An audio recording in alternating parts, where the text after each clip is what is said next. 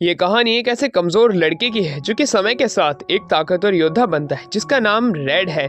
Red एक hero party का हिस्सा हुआ करता था जो कि डीमंस को हराने का काम किया करते थे। हीरोज पार्टी के अंदर जो उसका लीडर था उसका नाम रूती था जो कि उसी की ही सिस्टर थी। पर रूती का एडवाइजर चाहता था कि उसका भाई जो है वो इस टीम में ना रहे क्योंकि उसके पास वो ताकत नहीं है। ऐसे ही जब वो उसका एक बार टेस्ट लेता है उसमें हार जाने के बाद रेड वहाँ से शर्मिंदा होकर एक जगह पे आ जाता है। वो एक ऐसे टाउन में रहने के लिए आया था जहाँ पे वो अपनी एक नॉर्मल जिंदगी बिता सके। उसने अपना नाम भी चेंज कर लिया था और वो रेड नाम से इस गांव के अंदर बस चुका था। उसका एक ही सपना था कि इस गांव के अंदर वो अपनी एक फार्मेसी खोल ले, पर वो यहाँ पे अपनी फुल पावर नहीं दिखा सकता था और वो पैसे अर्न करने के लिए सिर्फ हर्ब्स को इधर से उधर बेचा करता था क्योंकि उसे पता है अगर उसने अपनी पावर लोगों को दिखाई तो उसके ऊपर बेफालतू के शक होने लगेंगे। और वहीं पे दूसरी तरफ हमें एक पार्टी को दिखाया जाता है जो कि यहाँ पे रेड को रिक्रूट करने के लिए आए थे एज अ गाइड क्योंकि वो जंगलों के अंदर जाता रहता है, पर वो उन्हें मना कर देता है। कमरे के अंदर वो सोचने लग जाता है कि मेरी सेविंग्स इतनी कम है कि मैं अपनी फार्मेसी भी नहीं खोल सकता हूँ। वो जैसे ही सोने जा ही रहा था वहाँ पे एक एल्फ आ जाता है जिसका बेटा काफी ज्यादा बीमार है। वो यहाँ से रेड को लेके जाता है जहाँ पे कि डॉक्टर उसे बताता है कि इसे एक ऐसी हर्ब की जरूरत पड़ेगी जो कि जंगल के अंदर ही मिल सकती है और वो हर्ब यहाँ पे नहीं है। इसलिए रेड जो है वो जंगल की तरफ भागने लग जाता है वो हर्ब लेने के लिए। वो बड़ी ही फुर्ती में तो जाता है पर जब वो जंगल के पास जाता है उसे पता चलता है कि उस जंगल में आग लग चुकी है जो कि उन्हीं एडवेंचर्स की करतूत थी जो कि उन्हें सुबह मिले थे। पर वो बिना टाइम गवाते हुए वहाँ से हर्ब कलेक्ट करने लग जाता है जिससे कि गॉन के बेटे की जान बच सके। हर्ब कलेक्ट करने का काम खत्म ही हो गया था पर तभी वहाँ पे हमें एक मॉन्स्टर को आते हुए दिखाया जाता है। मॉन्स्टर जैसे उस पर अटैक करने वाला था वो अपनी वुडन स्वॉर्ड से उसे काट के वहाँ से भाग जाता है। गॉन का बेटा बच चुका था। वहीं गॉन जो था वो रेड से उसकी कीमत पूछता है कि आखिरकार वो क्या लेना चाहता है उसके बेटे की जान बचाने के बदले में, जिस पे रेड उसे कह देता है कि तुम मेरी फार्मेसी की शॉप बस बना देना। उसकी ये बात सुन के 4 महीने बाद उसकी फार्मेसी की शॉप भी बना देता है। रेड ने जो है फार्मेसी शॉप के रॉ मटेरियल के लिए पैसे दिए थे पर काम करने के लिए गॉन ने फ्री में ही हाँ कर दिया था। सभी लोग काफी ज्यादा खुश थे क्योंकि रेड एक अच्छा कैरेक्टर वाला लड़का था। इनके गाँव में फार्मेसी की शॉप तो बन चुकी थी पर लोग वहाँ पे कम आया जाया करते थे। एक दिन बारिश वाले दिन हमें दिखाया जाता है कि एक लड़की वहाँ पे आती है जो कि रेड को जानती थी। रेड उसे देख के खुद भी हैरान था। वो दोनों अब आपस में बात करने लग जाते हैं जहाँ पे कि उनकी बातों से हमें पता चलता है कि लड़की का नाम रिड्स है और रिड्स का ही नाम सोचते हुए रेड ने भी अपना नाम रेड रख लिया था।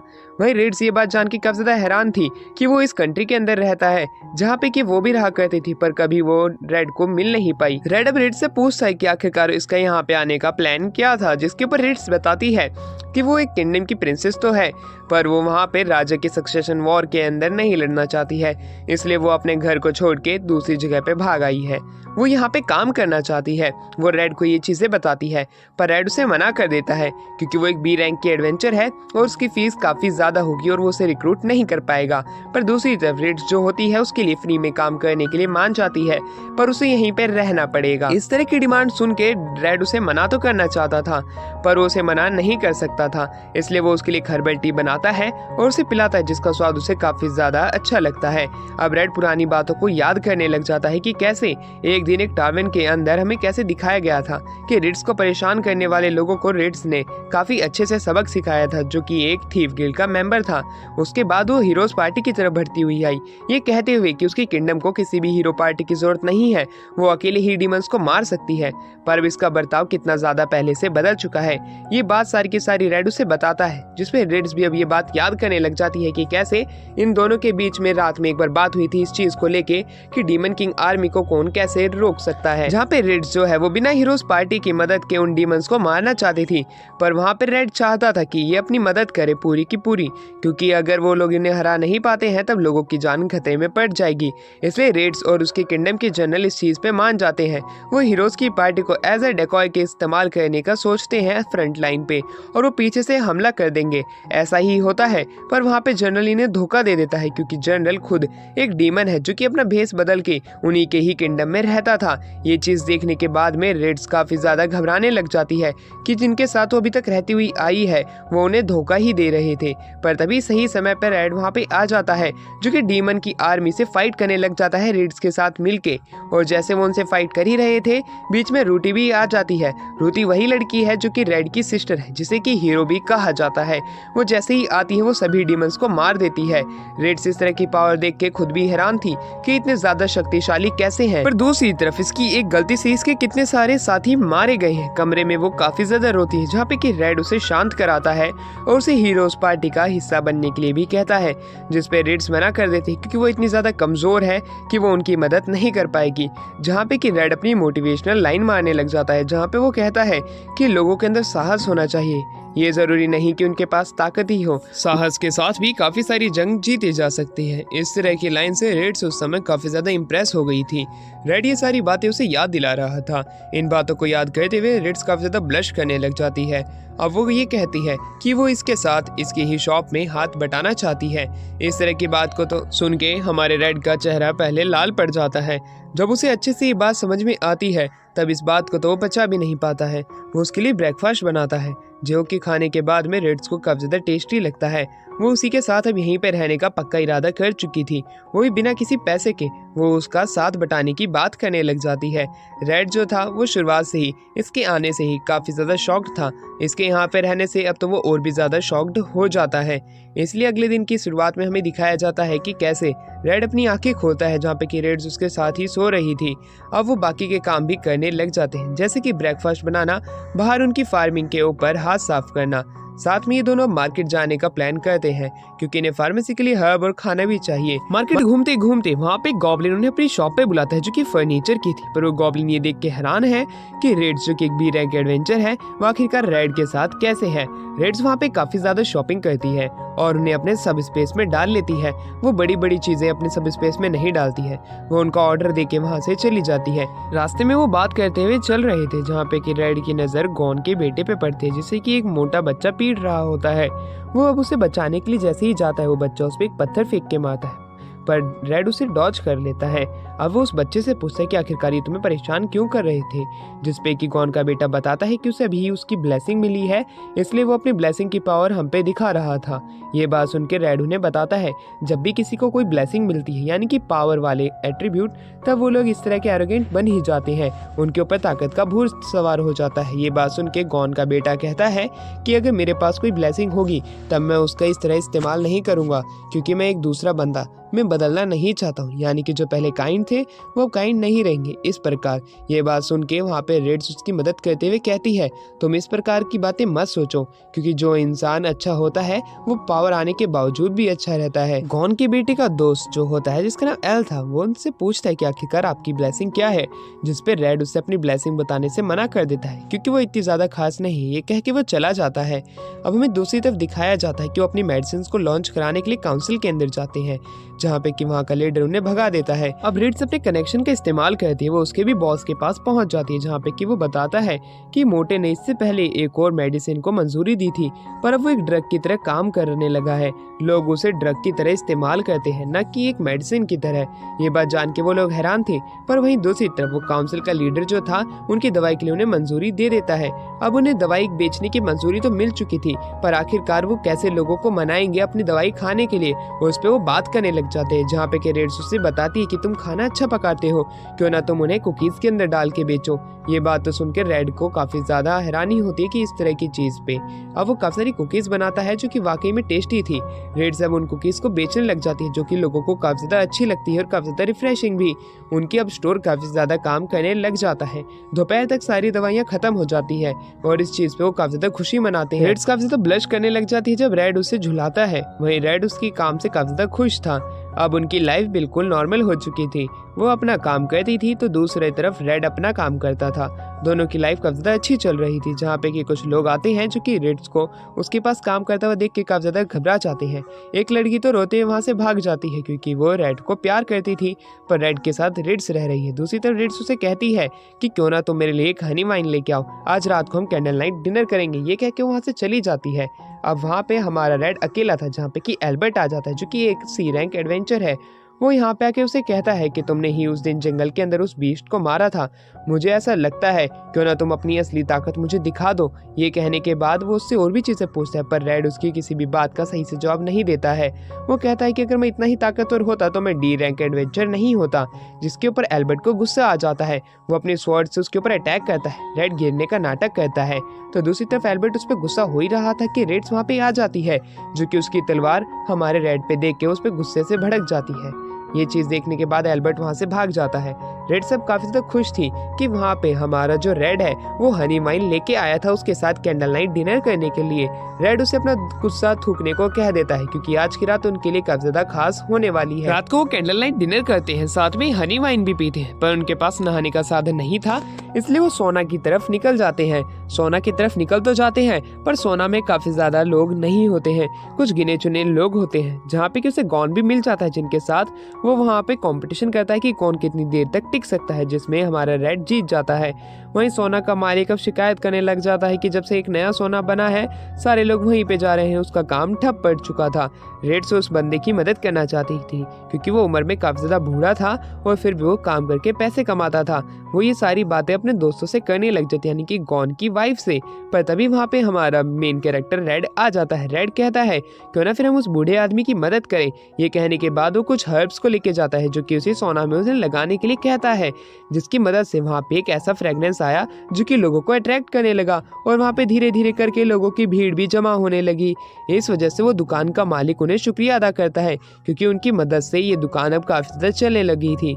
दूसरी तरफ रेड जब अपने घर पे रेड्स के साथ निकल रहा था, रेड्स उसे बताती है कि पिछले दिन उसने हनी वाइन क्यों पी थी। उसके किंगडम के अंदर ये रस्म है, जो कोई भी हनी वाइन एक दूसरे के साथ पिएगा वो इटर्नल लाइफ तक एक साथ रहेंगे। ये बात सुन के तो वो काफी ज्यादा हैरान था, क्योंकि एक डायरेक्ट उसके लिए प्रपोजल था जो कि पहली बार रेड्स ने किया था। वो काफी ज्यादा खुश था। वो दोनों अब घर की तरफ निकल जाते हैं, जहाँ पे कि हमें घर पे दिखाया जाता है कि उन दोनों की लाइफ नॉर्मल थी, पर कुछ ताकतवर लोग यानी कि एडवेंचर गिल्ड के मालिक वहाँ पे आ जाते हैं। वो रेड्स से मिलना चाहते थे, वो रेड्स को रिक्रूट करने के लिए आए थे, पर वहाँ पे रेड उन्हें कह देता है कि रेड्स अभी यहाँ पे नहीं है, जब वो आएगी तब वो उनसे मिल सकते हैं। रेड्स को वो कमरे में जाके सारी बातें बता देता है। रेड्स उन्हें ज्वाइन नहीं करना चाहती थी, इसलिए वो गेट पे जाके उन्हें चमकाने की सोचती है, पर तभी वहाँ पे थीव्स गिल्ड का मालिक आ जाता है, जो कि रेड को वहाँ पे घूस देने के लिए आया था कि वो रेड्स को छोड़ दे। पर वहाँ पे रेड कहता है कि चाहे तो मुझे कितनी महंगी चीज दे दो या कितनी ही रेयर, मैं रेड्स को कभी नहीं छोड़ने वाला हूँ। उसकी ये बात सुन के थीव गिल्ड का मालिक काफी ज्यादा हैरान था कि इंसान को हमारे पैसे से टेम्पटेशन नहीं हुई। तो दूसरी तरफ रेड्स बाहर जाके सभी गिल्ड मास्टर को यहाँ से जाने के लिए कहती है, क्योंकि वो हमेशा रेड के साथ रहेगी, ना कि किसी गिल्ड से एफिलिएट। रेड्स की सारी बातें रेड सुन लेता है, इसलिए उसे पास में बुला के उसे एक एंगेजमेंट ब्रेसलेट देता है। ये चीज भी अब उसका डायरेक्ट प्रपोजल था तो हमारी रेड्स के लिए, इसलिए रेड्स भी उसके प्रपोजल को एक्सेप्ट कर लेती है, यानी कि अब वो दोनों ऑफिशियली एक कपल बन चुके हैं। दोनों काफी ज्यादा खुश होते हैं। वहीं दूसरी तरफ हमें दिखाया जाता है कि कैसे वो पास्ट के अंदर एक दिन एक जंगल से गुजरते हुए दूसरी तरफ जा रहे होते हैं किंगडम के, क्योंकि वहाँ पे फाइट होने वाली थी। वो जैसे ही जंगल से गुजर रहे होते हैं, उन्हें ये बात पता चलती है कि वहाँ की एल्फ शायद से रेड को प्यार करती है। इसी वजह से रेड्स को काफी ज्यादा गुस्सा आने लग जाता है, पर वो साफ साफ गुस्सा शो नहीं कर रही थी। तो एक दिन वही जो एल्फ होती है वो रेड्स को अपने साथ एक दूसरी तरफ जगह पे लेके जाती है, जहाँ पे वो उससे बात करने लग जाती है कि वो जैसा सोच रही है वो वैसा नहीं है, वो रेड से प्यार नहीं करती है। एल्फ बताती है कि रेड काफी ज्यादा अच्छा इंसान तो है, पर इंसान की लाइफ काफी ज्यादा लिमिटेड होती है। अगर वो उससे प्यार करेगी तो उसकी बाकी की जिंदगी दुखों में गुजरेगी, इसलिए वो उसका साथ नहीं दे सकती है। पर दूसरी तरफ रेड्स एक ह्यूमन है जिसकी लाइफ उसी के ही बराबर है। अगर वो उससे प्यार करती है, उसकी देखभाल करती है, तब उसे काफी ज्यादा खुशी होगी। उसकी ये बात सुन के खुद रेड्स भी हैरान थी कि आखिरकार ये एल्फ लड़की क्या बड़बड़ा रही है। पर दूसरी तरफ वो जानती थी एल्फ गर्ल जो कुछ भी बोल रही है वो सच है। वो जंगल के अंदर से निकल के दूसरी तरफ आते तो हैं, पर उन्हें वहाँ पे एक सरप्राइज मिलता है कि जैसे ही स्ट्रेटेजी मास्टर ने, यानी कि जो कि रेड का एडवाइजर है, उसने एक मशीनरी को एनरोल किया था, पर उसने हमारे दुश्मनों का साथ दिया। इसी वजह से उन्हें ध्यान भटकाना पड़ेगा और एक दूसरे किंगडम की आर्मी को यहाँ पे एज अ रीइंफोर्समेंट लेके आना पड़ेगा, जिसके अंदर रेड्स और हमारा रेड जो है उस आर्मी के साथ फाइट करने का वादा करते हैं। तो दूसरी तरफ रूटी जो है वो वहाँ पे जाएगी दूसरे किंगडम में और इन्फोर्समेंट लेके आएगी। वो लोग ऐसा ही करते हैं, वो इन्फोर्समेंट लेके तो आते हैं। रूटी काफी ज्यादा गुस्से में एक एक डीमन को मारने लग जाती है। इस तरह की पावर को देख के खुद रेड्स भी हैरान थी। इसलिए रेड्स उनकी पार्टी में नहीं आना चाहती है, क्योंकि अगर वो इनकी पार्टी में आएगी तो वो सिर्फ उनके लिए एक ऑब्स्टिकल बनेगी, क्योंकि रूटी खुद इतनी ज्यादा पावरफुल है कि वो अकेले ही डीमंस को मार सकती है। तो दूसरी वजह ये थी कि रेड के पास में रूटी किसी को भी जाना देखना पसंद नहीं करती थी। अगर वो जाएगी तो रूटी के साथ में उसके रिलेशन खराब हो जाएंगे। पर अभी उसकी सिस्टर यहाँ पे नहीं है तो उसके पास ये चांस है। शाम के समय हमें थीव गिल्ड के एक बंदे को दिखाया जाता है जो कि यहाँ पे रेड्स को अपनी गिल्ड में रिक्रूट करने के लिए आया था। वो उसे अपनी गिल्ड में आने के लिए कहता है, साथ में वो उसी के ही किंगडम का एक एडवेंचर गिल्ड का हिस्सा है। वो उसे अपने किंगडम में बुलाने के लिए आया था, पर वो मना करके जा रही थी। तब वो रेड का नाम लेता है। रेड का नाम उसके मुंह से सुनते ही उसे गुस्सा आ जाता है। वो उसे पीटती है और कहती है चाहे कुछ भी हो जाए वो किंगडम में ना लौटेगी, ना वो तुम्हारी गिल्ड का एक हिस्सा बनना चाहती है, क्योंकि अब वो अकेले ही रेड के साथ रहना पसंद करती है। ये कहने के बाद में वो वहाँ से निकल जाती है। तो दूसरी तरफ हमारा सीन यहाँ से शिफ्ट होता है जहाँ पे कि रेड डॉक्टर को कुछ अपने सैंपल्स दिखाता है मेडिसिन के। वहीं डॉक्टर से बात करने लग जाता है कि यहाँ पे एक न्यू ड्रग आ चुका है जिसकी वजह से लोग काफी ज्यादा परेशान रहते हैं, क्योंकि कोई ना कोई उनके चाहने वाला वो ड्रग्स का एडिक्ट बन चुका है। पर उसके पास एक दवाई थी जिसकी मदद से वो उस ड्रग के वो असर को थोड़ा कम कर सके। डॉक्टर ये देख के तो काफी ज्यादा हैरान था कि रेड इतना ज्यादा होशियार है कि उसने इसका एंटीडोट भी जल्दी ही ढूंढ लिया। लोग उससे काफी जल्दी तो आराम पा रहे थे, पर ये जो ड्रग है वो सभी लोगों में ना फैल जाए, इसलिए वो इसकी जड़ का भी पता लगाने की बात करने लग जाते हैं। डॉक्टर को बाय बोल के अब रेड जो है वो वहाँ पे रेड्स के पास आ जाता है। दोनों ब्रेकफास्ट करते और अपनी फर्स्ट डेट के ऊपर बात करने लग जाते कि उन्हें कहाँ जाना चाहिए, जिसके ऊपर रेड के पास एक आइडिया था, क्यों ना वो एक नहर के पास जाए और वहाँ पे वो अपना नहाना धोना करे, जिसके ऊपर वो भी मान जाती है क्योंकि ये नेचर से जुड़ी हुई चीजें थी। वो ऐसा ही करते हैं। वो एक रिवर के पास में जाते हैं और दोनों काफी ज्यादा मौज और मस्ती करते हैं। इसी प्रकार उनकी पहली डेट इसी प्रकार खत्म होती है। वो दोनों न्यू कपल थे, इसलिए उन्हें ज्यादा कुछ नहीं पता था, इसलिए वो अपना नॉर्मल ब्रेकफास्ट करते हैं और वहाँ पे थोड़े मजे करके अपने घर की तरफ निकल जाते हैं। उनकी डेली लाइफ वापस से शुरू हो जाती है, जहाँ पे कि दुकान के ऊपर आए हुए कस्टमर्स को दवाई देना। अब वहाँ पे रेड जो था वो रेड से बातें करने लग जाता है न्यू ड्रग के ऊपर कि आखिरकार वो लोगों की लाइफ को कैसे अफेक्ट कर रही है। पर तभी उनकी फार्मेसी का गेट खुलता है जहाँ से एक इंजर्ड पर्सन आता है। बड़ी ही जल्द ही रेड उसे ठीक करने की कोशिश करता है, उससे पूछता है कि आखिरकार क्या हुआ।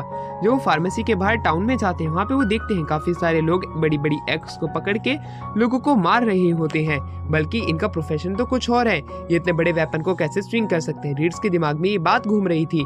जब वहाँ पे एक से ज्यादा लोग हो जाते हैं और उन्हें हराना थोड़ा मुश्किल पड़ रहा था कि तभी वहाँ पे एंट्री हो जाती है एल्बर्ट की। एल्बर्ट वही एडवेंचर है जो कि सी रैंक है। वो बड़ी ही तेजी से अपनी एरोस का इस्तेमाल करता है और एक एक करके काफी सारे लोगों को मार देता है। रीड सिर्फ उन्हें बेहोश करके उन्हें दवाई से ठीक करना चाहती थी, पर एल्बर्ट ने उन्हें मार दिया। वो अपने गुस्से को कंट्रोल नहीं कर पा रही थी, इसलिए वो अपनी स्वॉर्ड उसी के सामने फेंक देती है, क्योंकि अगर उसकी स्वॉर्ड उसके सामने रहेगी तब वो उसे बड़ी ही आसानी से जल्द ही मार देगी। पर अपने गुस्से को कंट्रोल करने का ये आइडिया अच्छा था। फार्मेसी के अंदर हमें दिखाया जाता है जहाँ पे कि वो दोनों बात कर रहे थे कि इस ड्रग के ऊपर अभी तक किसी का भी पता नहीं चला है कि इसे कौन फैला रहा है। न्यूज के अंदर ये बात अभी तक चालू है। वो दोनों जब बात कर रहे थे कि तभी वहाँ पे गॉन का बेटा टोंटा और उसका दोस्त एल आ जाता है। वो उन दोनों को देख के हैरान थे। वो उनसे पूछते हैं कि उनके आने का कारण क्या है, जिसपे कि गॉन के बेटे का दोस्त यानी कि एल को उसकी ब्लेसिंग मिली है जो कि वेपन मास्टर है। वो अपनी ब्लेसिंग को लेके थोड़ा परेशान है। उसकी ये बात सुन के हमारा रेड बताता है तो अच्छा, तो तुम ये नहीं जानते कि तुम्हें किस वेपन को अपना मास्टर बनाना चाहिए, किस वेपन को तुम्हें अच्छे से चलाना आना चाहिए। स्वॉर्ड मास्टर काफी ज्यादा कॉमन चीज है, इसलिए तुम्हें कुछ अपने लिए खास ढूंढना पड़ेगा। तुम जैसे ही वेपन को टच करोगे तुम्हारी कंपैटिबिलिटी उससे पता चल जाएगी। तो दूसरी तरफ एल्बर्ट की असिस्टेंट उनसे आके माफी मांगती है एल्बर्ट के पिछले दिन की वजह से। एल्बर्ट को एक ऐसी ब्लेसिंग मिली है जो कि काफी ज्यादा रेयर है, जिसे कि चैंपियन कहा जाता है, जो कि अपने सारे स्ट्रगल को ओवरकम करके ताकतवर बनता है। पर वो इस स्किल का अच्छे से इस्तेमाल नहीं कर पा रहा है। ये बात रेड उसे बताता है, इसलिए क्या है पता वो शायद इस टाउन में आया हो और यहाँ का हीरो बनना चाहता हो, पर वो भी गलत रास्ते पे चल रहा है। उसकी असिस्टेंट को ये सारी बात वो बता देता है। अगर एल्बर्ट को कुछ अच्छा करना है तो उसे अच्छा बनना पड़ेगा। तो दूसरी तरफ अब हमें दिखाया जाता है रात के समय जब वो हनी मिल्क टी पी रहे थे, वहाँ पे हमारे रेड को अपनी सिस्टर की याद आने लग जाती है, क्योंकि वो भी यही हनी टी पिया करती थी। जब वो दोनों बच्चे थे उनके माँ बाप जलेबी लाने के लिए गए थे, पर उसके बाद वो कभी भी नहीं लौटे। जहाँ पे कि उनकी बेटी तो जलेबी की ही दाड़ में थी, पर उसका बेटा समझ चुका था कि वो जलेबी लेने नहीं बल्कि हमें छोड़ के चले गए हैं। इसलिए वो अपनी बहन का साथ देते हुए कहता है कि तुम चिंता मत करो, मैं तुम्हारे लिए जलेबी लेके आऊंगा। पर उसकी बहन कहती है कहीं तुम भी जलेबी का बहाना करके यहाँ से चले तो नहीं जाओगे, जिसपे वो मना करता है क्योंकि वो डरता नहीं है किसी से भी, वो उसकी हमेशा रक्षा करेगा। उसकी ये बात सुन के उसकी बहन भी काफ़ी ज़्यादा खुश थी। इस तरह की मेमोरीज याद करके वो काफ़ी ज़्यादा खुश था। तो दूसरी तरफ हमें दिखाया जाता है रात के समय डॉक्टर जो था वो एल को लेके आता है। उसकी हालत काफ़ी ज़्यादा खराब थी। रेड उसे ठीक करता है। जैसे ही वो अपनी आंखें खोलता है वो डीमो का नाम लेता है। डीमो वही लड़का है जो कि उसे परेशान किया करता है, वही मोटा लड़का जिसे कि शुरुआत में दिखाया था। उसने उसके पेरेंट्स को भी पीटा। रेड उसके पेरेंट्स को ठीक करने के लिए जाता है। उनकी हालत काफ़ी ज़्यादा खराब थी। वो भी एक बड़ी सी एक्स लेके इनके पीछे पड़ चुका था, यानी कि उसने भी शायद से वही ड्रग्स लिए होंगे। काफ़ी सारे लोग उसके खिलाफ प्रोटेस्ट करने लग जाते हैं क्योंकि उसके फादर इस सिटी के गार्ड के हेड थे और वो अपने बेटे को छिपाने का काम कर रहे हैं क्योंकि वो उन्हें कहीं पे भी नहीं मिल रहा है। इसलिए वो उसके घर के सामने हंगामा शुरू कर देते हैं, जहाँ पे कि हमें दिखाया जाता है कि कैसे जो एल था वो वहाँ पे वेपन चलाना सीखना चाहता था क्योंकि वो अपनी रक्षा खुद करना चाहता है। इसलिए वहाँ पे हमें दिखाया जाता है कि कैसे रेड्स उसे अपने स्वॉर्ड की ट्रेनिंग दे रही है, जिसमें कि वो अपना पूरा जी जान लगा के दिन रात मेहनत कर रहा है। वहीं दूसरी तरफ रेड कहता है तुम्हारी मेहनत ये रंग जरूर लाएगी। जब वो दोनों बात कर ही रहे थे कि तभी वहाँ पे गॉन आ जाता है अपनी वाइफ के साथ में। गॉन जैसे ही वहाँ पे आता है वो उन्हें बताता है कि उनके बेटों को एडम के फादर ले जा चुके हैं, वो भी कुछ गार्ड के साथ। मुझे उसकी चिंता हो रही है। उसका भाई उसे बचाने तो गया था पर उन्होंने उसे वहाँ से भेज दिया था। ये बात सुन के रेड जो था वो सबसे पहले एडवेंचर गिल्ड के मालिक के पास जाता है और उनसे एक एप्लीकेशन लिखवाता है, ये कहते हुए कि गार्ड हेड जो है वो उनसे जल्दी ही बात करे। ये सारी जो एप्लीकेशन थी वो वहाँ पे कुछ गार्ड्स को दिखाते हैं, जिसकी वजह से न्योन उनसे आके मिलता है जो कि एडम का फादर है। वो लोग वहाँ पे उसे छोड़ देते हैं, यानी कि गॉन के बेटे को। अब वो लोग ये बात करने लग जाते हैं कि न्योन का जो बेटा है जरूर उसने ड्रग्स लिया होगा तभी उसने अटैक किया है। पर तभी गॉन का बेटा अब उन सभी को सच बताने लग जाता है कि कैसे मोटू इस तरह का बुरा इंसान नहीं था। उसकी बेशक से अवेकनिंग हुई तो थी पर उसने जब मुझे पीटा था तब उसने बड़ी ही जल्दी माफी मांग लिया था और साथ में वो ये भी बात किया करता था कि वो कैसे इस टाउन की रक्षा करेगा। उसकी ये बात सुन के वो सभी लोग हैरान थे।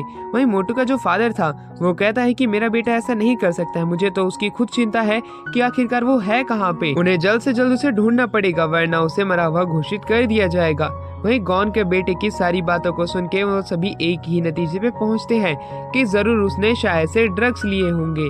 ये बात सुनते ही जो वहाँ पे न्योन था वो बाकी लोगों को यहाँ से जाने के लिए कहता है और वहाँ पे सिर्फ रेड्स और रेड से वो बात करना चाहते हैं। वो उनसे कहता है क्यों ना तुम इस ड्रग के पीछे के राज को ढूंढो और जो कोई भी इसके पीछे है उसे सजा दो। मैं चाहता हूँ कि तुम दोनों ये करो तो मैं तुम्हें मुंह कीमत के पैसे भी दूंगा। जिसपे रेड शुरुआत में मना तो करती है पर रेड उसके इस ऑफर को एक्सेप्ट कर लेता है, ये कहते हुए कि हम लोगों की भलाई के लिए कर सकते हैं। पर वो ये भी कहता है कि जरूर आपके बेटे मोटू ने वो ड्रग्स लिए होंगे, जिसके ऊपर न्योन मना कर देता है। वो कहता है कि मैंने उन्हें इन सारी बुरी चीजों से बिल्कुल दूर रखा है, वो कभी भी ड्रग्स नहीं ले सकता है। वहीं वो ये भी बताता है कि ये ड्रग्स से शायद से कोई बंदे की सेकंड अवेकनिंग हो जाती है। उसकी बातें उन्हें हैरान कर देने वाली थी। पर दूसरी तरफ वहाँ पे हमें दिखाया जाता है रेड अपनी क्लिनिक पे अकेला जाता है क्योंकि रेड्स मिशन को पूरा करने के लिए निकल चुकी थी। जहाँ पे कि एल पूछता है कि अब मुझे ट्रेनिंग कौन देगा, जिस पे रेड उसे खुद ट्रेनिंग देने का वादा करता है। वो उसे काफी ज्यादा पीटता है ट्रेनिंग के अंदर, जिसके ऊपर एल कहता है कि आखिरकार जब आप इतने ज्यादा स्ट्रांग हो तो क्यों अभी तक आप एक डी रैंक एडवेंचर हो। जिसके ऊपर रेड उसे बताता है कि मुझे ताकतवर बनने का शौक नहीं है, मैं एकदम शांतिपूर्ण जिंदगी जीना चाहता हूँ। वहीं दूसरी तरफ एल उसे ये भी बताता है जब वो लोग क्लिनिक पे नहीं थे तब थीव गिल्ड का यहाँ पे एक बंदा आया था जिसने कि उसे एक स्वॉर्ड भी दी थी और वो स्वॉर्ड देखने में काफी ज्यादा पावरफुल भी लगती है। ये बात तो सुन के रेड भी खुद भी हैरान था। वो स्वॉर्ड को देखता है जिसपे कि एक ट्रैकिंग डिवाइस भी लगा हुआ था। ये सारी बातें वो अपने तक ही रखता है। वहीं दूसरी तरफ एल कहने लग जाता है क्या मैं सच में आपके जितना ताकतवर आगे आने वाले फ्यूचर में बन पाऊंगा। वो इस चीज को लेकर काफी ज्यादा चिंता कर रहा था, जिसपे उसे रेड बताता है कि हर कोई मेरे जितना ताकतवर बन सकता है अगर वो अपने वेपन से अच्छे से कंपैटिबिलिटी बैठाते हैं। तो दूसरी तरफ अब हमें दिखाया जाता है थीव गिल्ड के एक बंदे के पास वही ड्रग निकलता है जो कि रेड्स उससे छीन लेती है। पर वो बंदा जो था वो रेड्स की तरफ गलत आंखों से देखता है कि जैसे ही रेड्स दूर हटती है वो खुद को ब्लास्ट कर लेता है। इस तरह का सीन देख के खुद रेड्स भी हैरान थी कि आखिरकार ये क्या हुआ। उसके शरीर से निकला हुआ गीला जो लिक्विड था वो उसके शरीर पे चिपक चुका था, स्वॉर्ड उससे नहीं निकल रही थी। इसलिए वो अपनी फिजिकल पावर से वहाँ पे लोगों को पीटने लग जाती है जो कि थीव गिल्ड के ही मेंबर थे। तभी वहाँ पे एक मसल मैन आता है जो कि रेड्स की काफी ज्यादा मदद करता है, जिसका की नाम डैन है जो कि हीरोज पार्टी का एक हिस्सा है। वो यहाँ पे रेड को ढूंढने के लिए आया है। ये बात उसे बताता है पर शायद से अब उसका मिशन उसे चेंज करना पड़ेगा।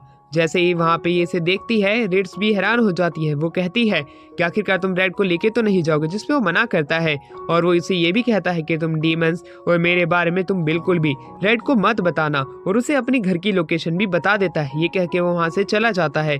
वहीं दूसरी तरफ हमें दिखाया जाता है कि ये सारे जितने भी लोग थे ये डीमंस थे। खुद रेड्स भी ये देख के काफी ज्यादा हैरान थे कि आखिरकार डीमंस यहाँ पे क्या कर रहे हैं। इस तरह के गांव में डीमंस को नहीं होना चाहिए था, जिस पे डैन डैन कहता है जरूर ये इनकी किसी तरीके की चाल होगी। ये बात सुनकर रेड्स भी हैरान थी। वो घर पे जाती है, रेड के लैब पे वो बैठ जाती है और कहती है कि आज मैंने बहुत ज्यादा काम कर लिया, आज मैं काफी ज्यादा थक चुकी हूँ, और साथ में मुझे इस ड्रग के उस सोर्स का ही पता लगाना है कि आखिरकार इसके पीछे है कौन। उसके बाद सुनकर रेड उसे आराम करने के लिए कहता है और साथ में उसे एक वेपन भी दिखाता है जो कि थीव्स गिल्ड के एक मेंबर ने दिया था, यानी कि थीव्स गिल्ड ही इसके पीछे हो सकती है।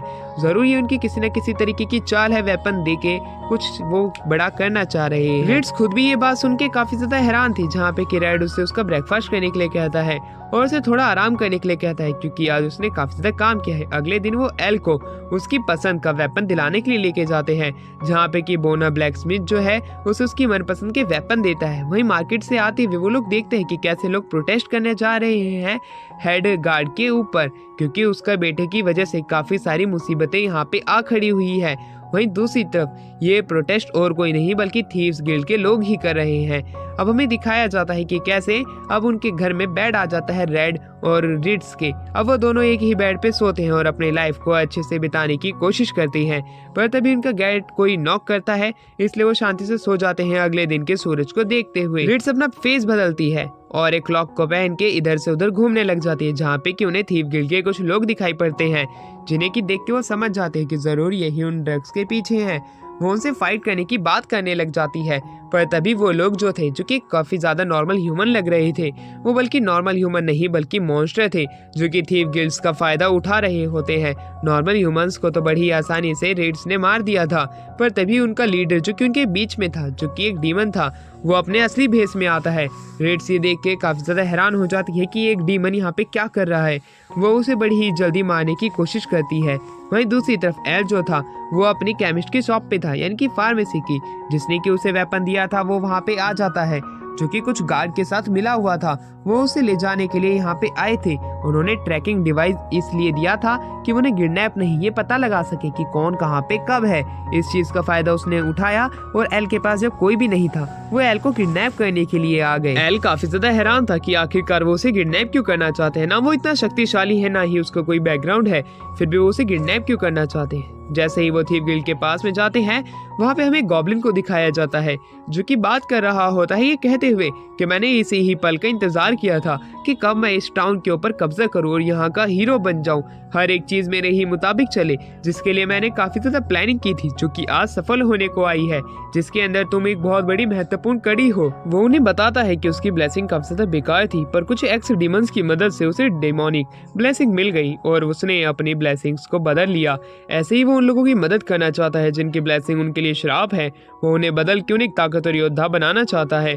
इसके लिए उसने डीमंस की मदद ली है और वो लोगों की अब ब्लेसिंग्स को बदल सकता है, जिसके अंदर की अब एल उनकी मदद करने वाला है, क्योंकि एल ही वो चिंगारी है जो कि उनकी आग को बढ़ाने के में मदद करेगा। उन्हें ये भी बताता है कि वो इस टाउन के अंदर बाहर से आया है, वो यहाँ पे अपनी ताकत लोगों को दिखाना चाहता है, वो इस जगह पे राज करना चाहता है। एल उसकी बात तो सुन के काफी ज्यादा हैरान था, पर तभी वहाँ पे हमें दिखाया जाता है मोटू आ जाता है। मोटू उससे माफी मांग रहा होता है क्योंकि मोटू ने भी वही ड्रग ले लिया था और उसे ये बात पता चलती है कि पहले ही थीव्स गिल्ड के मालिक ने मोटू को किडनैप कर लिया था, जिसकी मदद से वो यहाँ पे नाइट्स के कैप्टन का नाम लगा देता है। वो कुछ लोग जो कि नाइट ऑफ कैप्टन के ही नीचे काम किया करते थे वो उनका ब्रेन वॉश कर देता है और उन्हें वो वहाँ पे बुलाता है और कहता है कि मैं तुम लोगों को बताना चाहता हूँ, जितने भी इस टाउन के वासियों हो, जो कोई भी बाहर से इस टाउन में रहने के लिए आया है, ये हमारे साथ ऐसा ही बर्ताव करते हैं जैसे कि एल के पेरेंट्स के ऊपर हमला हुआ था।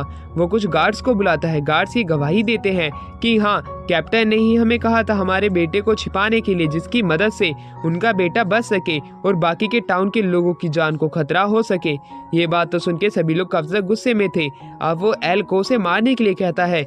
एल उसे मारने तो नहीं जा रहा था, इसी वजह से वो जो गॉब्लिन था वो उसका ब्रेन वॉश करने लग जाता है। पर वो उसकी ब्रेन वॉश की पावर से बाहर निकल आता है। वो उसे कहता है कि मैं इसे नहीं मारने वाला हूँ, ये मेरा दोस्त है। उसकी ये बात सुनकर उस गॉब्लिन को काफी ज्यादा गुस्सा आने लग जाता है। वो कहता है कि ये वही लड़का है जिसने तुम्हारे पेरेंट्स को मारा था, तुम्हें इसे मारना ही पड़ेगा चाहे कुछ भी हो जाए। पर एल अपने मन के ऊपर काबू बनाए रखा हुआ था। वो मोटू की रस्सियों को काट देता है। मोटू आजाद हो चुका था, पर उन्हें क्या पता था मोटू जैसे ही आजाद होता है वो किसी भी वेपन को कहीं पे भी देख ले तब उसके अंदर वही डिमोनिक ब्लेसिंग वापस से आ जाती है, जिसकी वजह से वो काफी ज्यादा एग्रेसिव हो जाता है। उसने एक बंदे के पास एक्स देखी, इसी वजह से वो काफी ज्यादा एग्रेसिव होने लगा था। इसलिए अब अपना जो गॉब्लिन है वो उसे कहता है अगर तुम इसे नहीं मारोगे तो शायद से ये तुम्हें मार देगा, तुम्हें अब जल्द ही फैसला करना पड़ेगा। पर तभी वहाँ पे हमारा रेड आ जाता है। रेड ने बड़े ही आसानी से गॉब्लिन के पास के काफी सारे लोगों को पीट दिया था और वो कहता है तुम बच्चों से इस तरह की हरकत नहीं करवा सकते हो, तुम चाहते हो कि ये सभी लोग एक डिमोनिक ह्यूमन में बदल जाओ और एक दूसरे का कत्ल कर दे, पर ऐसा कभी नहीं होगा। वो उन दोनों को पकड़ता है और वहाँ से भाग जाता है। वहीं पे वो मास्टर उन लोगों को रोकने के लिए कहता है पर उन्हें कोई रोकता नहीं है। जहाँ पे कि रेड जो था वो मोटू को एक टॉनिक देता है जिससे कि वो डिमोनिक ब्लेसिंग को रोक सके। पर तभी थीव्स गिल्ड के मालिक का साथ देने वाला बंदा वहाँ पे आ जाता है। वो दोनों अपने प्लान के अकॉर्डिंग काम करते हैं, जहाँ पे कि हमें एल्बर्ट को दिखाया जाता है जो कि वहाँ पे थीव्स गिल्ड के मालिक और कुछ गॉब्लिन्स के साथ में वहाँ पे आ चुका था, जो कि फाइट करने के लिए आया था हमारे रेड से। पर रेड बड़े ही आसानी से उनके अटैक को डॉज कर रहा था और उसकी वुडन की स्वॉर्ड की मदद से उन्हें हराने में भी कामयाब हो पा रहा था। एल्बर्ट इस तरह की पावर देख के काफी ज्यादा हैरान था। वो सोच में पड़ गया था कि आखिरकार ये इतना ज्यादा ताकतवर कैसे है और वो उससे फाइट करने के बारे में कहने लग जाता है। थीव गिल्ड के मालिक के ऊपर उसे एक शैडो दिखाई पड़ती है। उस शैडो के बारे में जब वो पूछता है तब उसे ये बात पता चलती है कि वो डेमिस है और उसने उसके साथ में एक कॉन्ट्रैक्ट साइन किया है, ये बताते हुए कि वो इस पूरी जगह पे कब्जा करा देगा थीव गिल्ड के मालिक का। पर दूसरी तरफ शायद से वो उसका सपना पूरा नहीं होने वाला है, इसलिए अब उसने एल्बर्ट के साथ में भी कॉन्ट्रैक्ट कर लिया है। वहीं एल्बर्ट का जो सपना था वो ये है कि वो हीरोज पार्टी के साथ में जुड़ना चाहता है। वो यहाँ की जनता को इस तरह के पावरफुल वॉरियर्स में कन्वर्ट कर देना चाहता है डेमिस के साथ कॉन्ट्रैक्ट करके कि वो डीमन लॉर्ड की आर्मी के साथ फाइट कर सके। अब वो वहाँ पे रेड को उसकी टीम का एक मेंबर बनने के लिए कहता है, क्योंकि आने वाले टाइम में वो भी ताकतवर इंसान है और वो भी अब हीरो की पार्टी का एक मेंबर बन सकता है। पर दूसरी तरफ रेड जो होता है वो उसकी इस ऑफर को ठुकरा देता है, ये कहते हुए कि मैं कोई भी हीरो पार्टी का ऑफिसर नहीं बनना चाहता हूँ। उसकी बात सुन के वहाँ पे एल्बर्ट काफी ज्यादा हैरान हो जाता है कि ये आखिरकार मना क्यों कर रहा है, ये तो बल्कि एक पावरफुल वॉरियर है और ये अपनी पावर छिपा के ऐसा क्या करना चाहता है। वहीं वो उसे वापस से अपनी टीम में आने के लिए कहता है कि तुम रेड अगर मेरी टीम में आ जाते हो तो शायद से तुम बहुत ही ज्यादा फेमस भी हो जाओगे। पर रेड के इनकार वापस से करने पे अब एल्बर्ट को काफी ज्यादा गुस्सा आ जाता है। एल्बर्ट उससे अब फाइट करना चाहता था, पर तभी काफी सारे गार्ड्स आ जाते हैं एडवेंचर गिल्ड के मालिक के साथ में, जो कि उन्हें गिरफ्तार करने के लिए आए थे। एल्बर्ट चाहता था कि वो एक हीरो की मौत मरे, यहाँ पे इस तरह जेल में ना जाए। वो अभी भी रेड को उससे फाइट करने के लिए कहता है, जिस पे रेड कहता है कि मेरे को तुमसे काफी ज्यादा उम्मीद थी, मुझे लगा था कि तुम इस टाउन के हीरो बन सकते हो, शायद से मैं गलत था, ऐसा कुछ भी नहीं होने वाला है। उन दोनों की बात जैसे ही खत्म होती है उसी दौरान रेड जो था उसका हाथ काट देता है जब एल्बर्ट उस पे अटैक करने आता है। जब वो अपने घुटनों पे झुक चुका था वो कहता है तुम शुरुआत से ही इतने पावरफुल थे। रेड कहता है कि एल्बर्ट मुझे तुमसे सारी उम्मीदें अब टूट चुकी हैं। मैंने सोचा था कि शायद से तुम मैंने तुम्हें शुरुआत में सिर्फ एरोगेंट पर्सन समझा था, पर मैंने ये नहीं सोचा था कि तुम एक ताकतवर इंसान बनने के लिए बुरी राह को भी चुन लोगे। वहीं दूसरी तरफ अब हमें दिखाया जाता है कि कैसे एल जो था वो मोटू के साथ हवा में उड़ के सभी लोगों को बता देता है कि ये सब जो मोटू ने किया था वो एक ड्रग का कमाल था, इसमें इसकी कोई भी गलती नहीं है। जो भी आप नियॉन के आगे बगावत करने की सोच रहे वो बिल्कुल ही गलत है। उसकी इस तरह की बात को सुन के सभी लोग जो थे वो उनकी बातों में आ जाते हैं। वो समझ जाते हैं कि शायद से हाँ इन्हीं की ही गलती थी, इन्होंने शायद से उन लोगों को गलत समझ लिया, इसलिए अब वो लोग वहाँ से जाने लग जाते हैं। अब दूसरे थीव गिल्ड के मालिक को बंदी बना लिया जाता है। उससे मिलने के लिए वहाँ पे एक और बंदा आता है जो कि एक डीमन किंग होता है। डीमन किंग को अपने सामने देख के वो काफी ज्यादा हैरान था, उसे पता नहीं था कि उसके साथ में अभी तक डीमन किंग था। दूसरी तरफ वो कहने लग जाता है कि तुमने उस डीमस की ब्लेसिंग का गलत इस्तेमाल किया, तुम लोगों की पावर को इतनी ज्यादा बढ़ा देना चाहते हो कि वो हमारा मुकाबला कर सके। इसलिए उसे काफी ज्यादा गुस्सा आ रहा था और वो उसे इसके साथ में अपना कॉन्ट्रैक्ट फाड़ने के लिए कहता है। जो भी इस बंदे के साथ उसने कॉन्ट्रैक्ट साइन किया था जिसके ऊपर डीमस मान जाता है वो इसके साथ कॉन्ट्रैक्ट नहीं करेगा, वो कॉन्ट्रैक्ट को तोड़ करके वहां से बड़ी ही जल्दी भाग जाता है। वो भागते हुए एल्बर्ट के पास जाता है, उससे वादा करता है कि उसे एक हीरो जरूर बना के रहेगा, वरना वो उसे हीरो की पार्टी में जरूर ज्वाइन करवाएगा अगर वो उसके साथ चलता है। एल्बर्ट शुरुआत में मना तो करता है, पर वो उसे एल्बर्ट को अपनी बातों में फंसा लेता है और उसके साथ में कॉन्ट्रैक्ट करने के लिए उसे मना लेता है। जैसे ही कॉन्ट्रैक्ट बनता है वो वहाँ से भाग जाते हैं।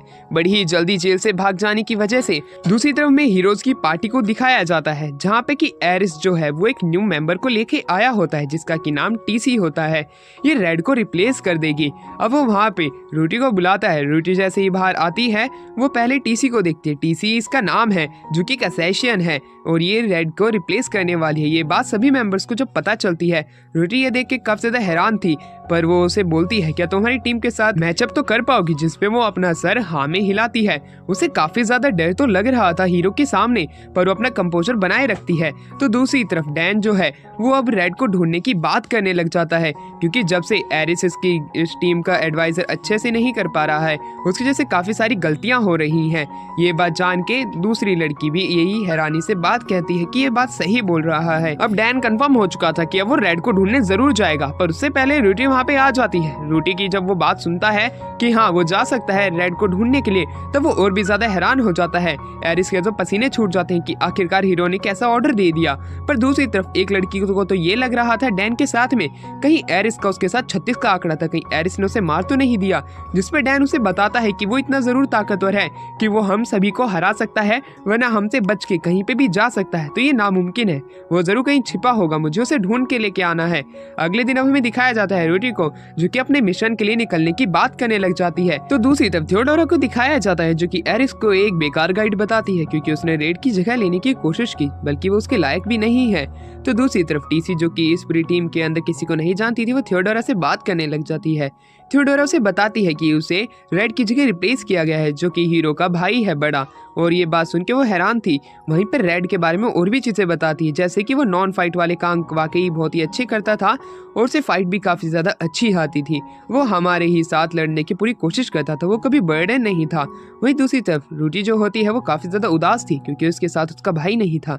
वो बिना सोए अपना दिन गुजारा करती थी। जब एक दिन उसे पता चलता है कि एरिस उसके सामने काफी ज्यादा झूठ बोल रहा है उससे भाई की बात को लेके, जैसे कि वो डीमन को अकेला मारने निकल गया, उसे इस टीम में नहीं रहना था या वो तुमसे गुस्सा था। ये बात सुनकर उसका दिमाग घूम जाता है और वो उसे मार देती है।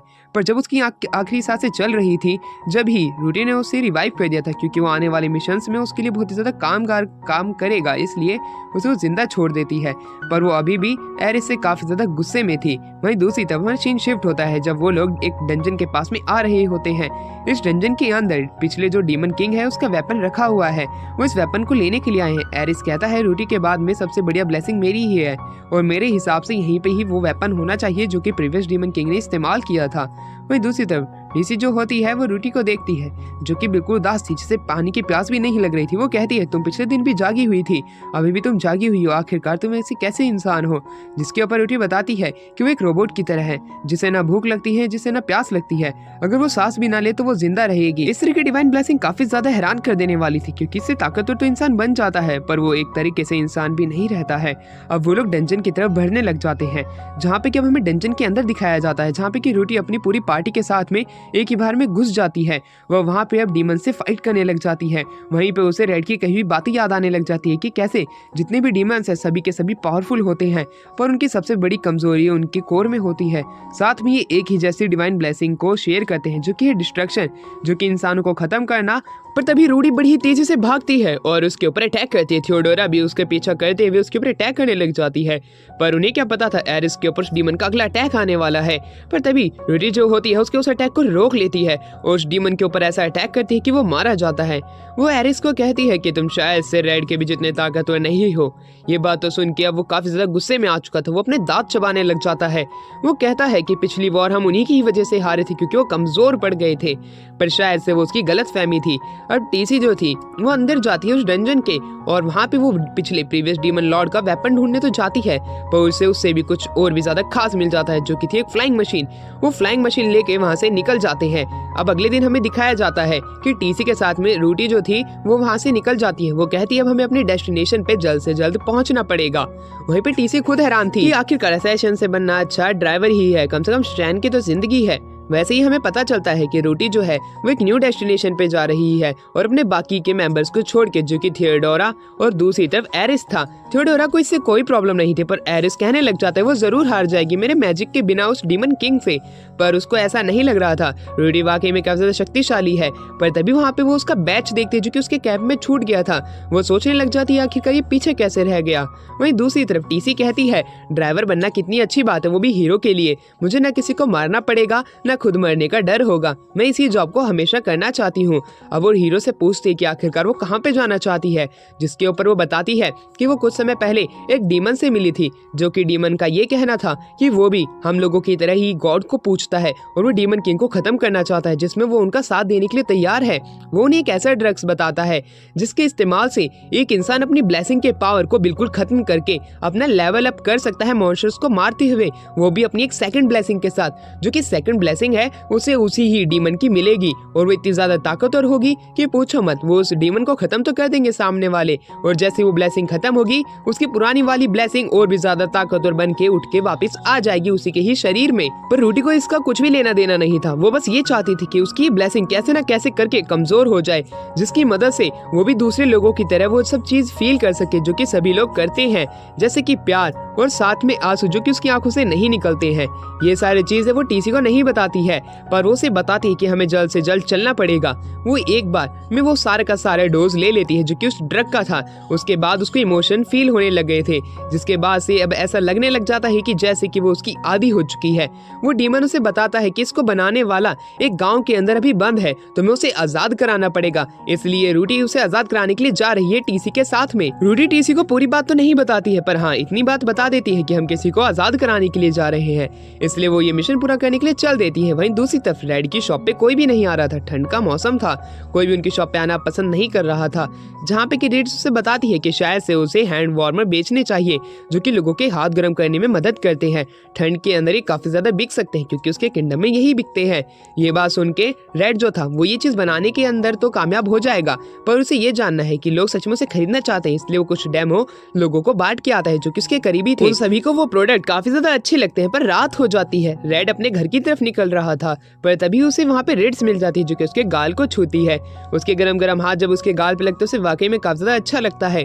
पर तभी वहाँ पे स्नोफॉल होने लग जाती है। स्नोफॉल होता हुआ देख के वो एक दूसरे से एक एक चीज शेयर करते हैं और आगे बढ़ने लग जाते हैं, जिसके बाद में वो एक टेबल पे बैठते हैं।